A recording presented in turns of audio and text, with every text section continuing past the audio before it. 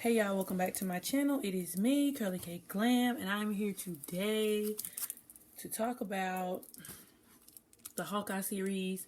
So, before I get started, I just want to say follow my jewelry page, Curly K Jewels on Instagram. I will have that tag down below. So y'all, what did y'all think about Hawkeye?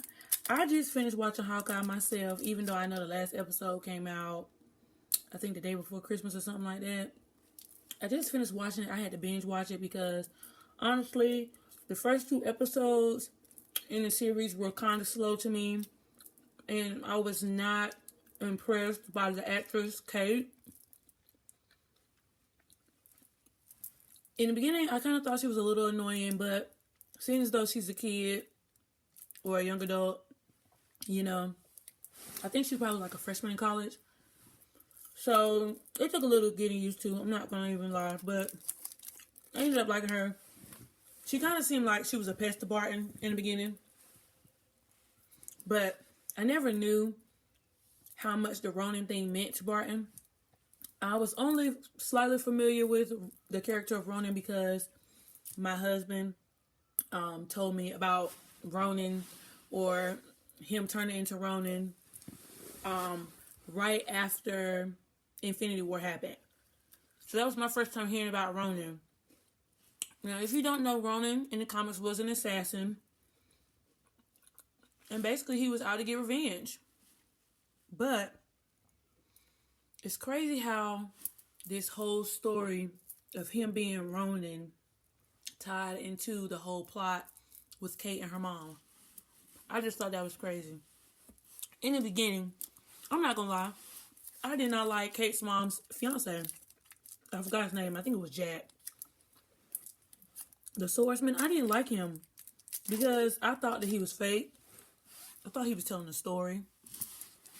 I thought he was putting on for Kate's mom. And you know how sometimes women get involved with men and they think they love the man, but they don't know what all entails with being with that man. They don't know that man's backstory or nothing. So I didn't like him. I thought he was a fraud. And when they were looking for Ronin's sword, and he ended up taking it, and then his uncle just so happened to be dead, found dead in his house with like sliced and diced, you know, slaughtered. I just knew it was him, especially after he took that butterscotch his uncle had and he was eating it. I was like, oh yeah, he guilty. He is so guilty. But come to find out, it was Kate's mom the whole time. She framed him and everything. I was like, now how in the world her mama get tied up all into the street life with the mob and kingpin? She had mob ties, a lot of ties in the word of Drake. Sorry, y'all. I was eating some Kit Kats. That's fat, ain't it? I know. But anyway, she had a lot of ties. She had a lot of ties in the streets. And in the beginning, it's crazy because in the beginning, of course, they flash back to 2012 when the Avengers are at the Battle of New York. This is when Loki was on the side of Thanos and Loki was doing Thanos' dirty work. And the house like collapsed and her father was in his office. They never said what happened to her father. We just have to assume that he was crushed in the house when the house collapsed. We don't know what happened to him. All we know is that Kate and her mom made it out. So maybe that's something for us to find out later on. But come to find out, Kate's dad was involved with Kingpin and a whole bunch of goings on. So he was involved in the street himself. And then on the other side, you got Echo. So it's kind of like Kate and Echo they had similar backstories. Both of them loved their father. Both of them grew up having a closer relationship with their father. Both of their fathers lost their lives while they were young. And so they grew up trying to figure out the dynamic of family.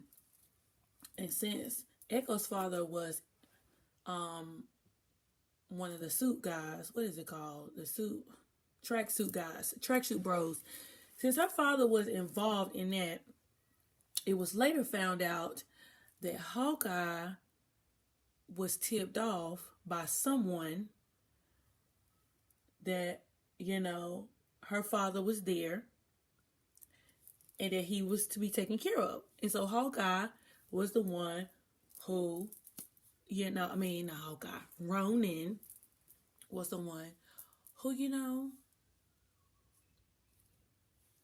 offed her father.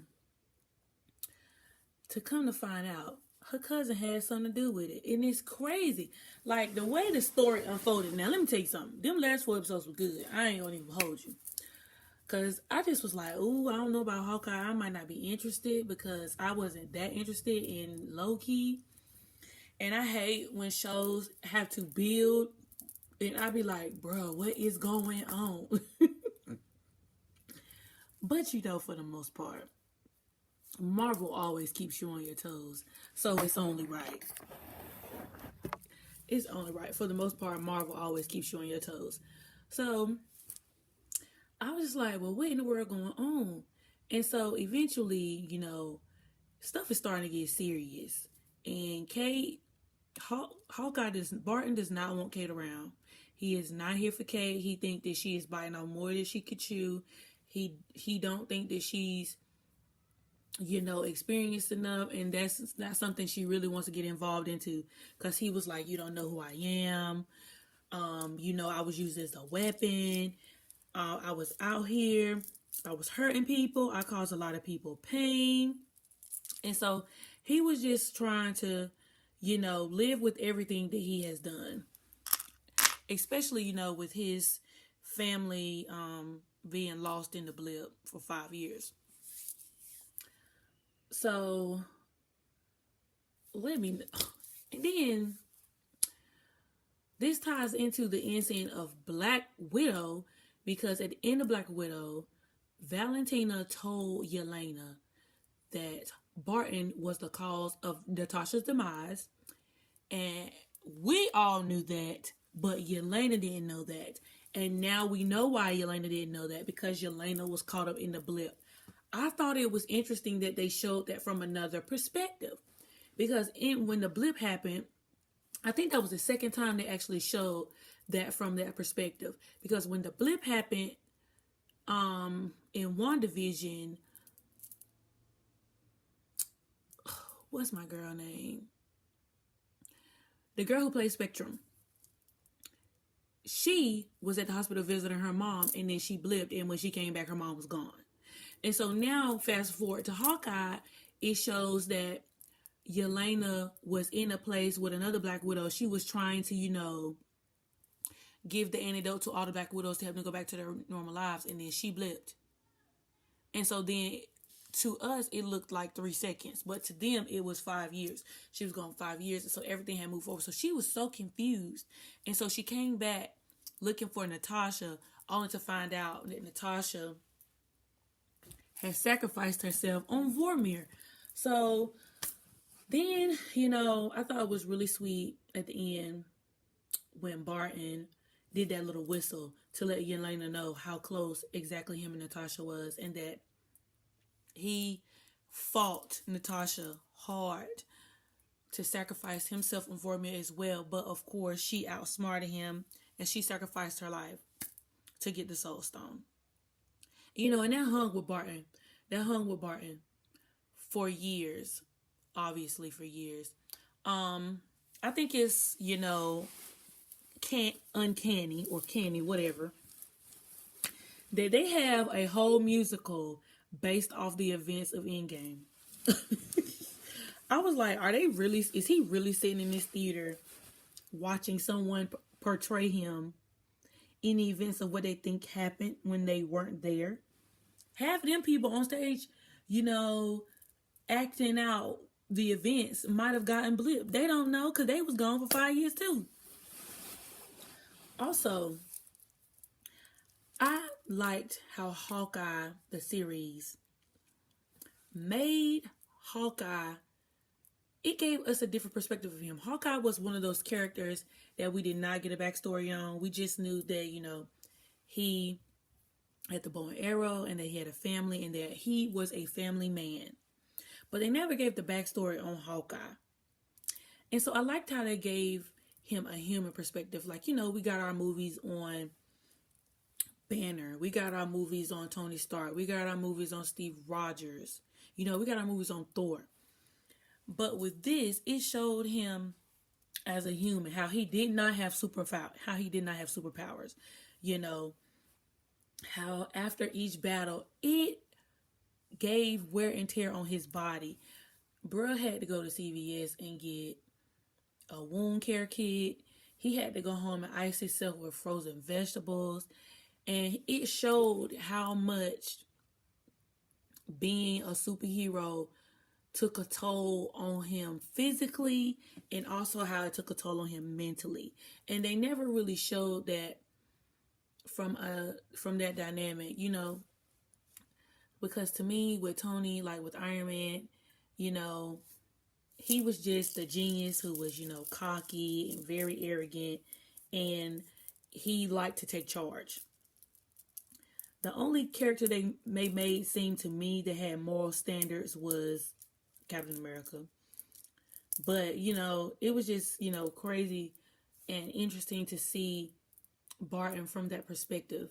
And I like how he was, you know, eventually he got used to Kate and they worked together as a team, and that he is now deeming her Hawkeye.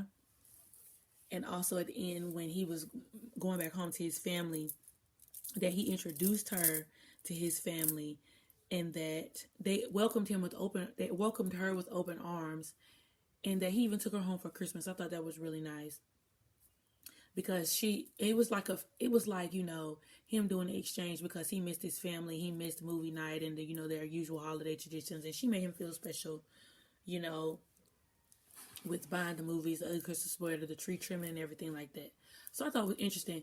Also, interesting to find out that his wife was a SHIELD agent. Never saw that coming, because we just knew that, you know, she supported him in being a superhero, and that her and the family lived out in the middle of nowhere in seclusion, you know, away from the public, because, you know, of course, nobody could know where he and his family stayed. That would be, you know, a compromising position.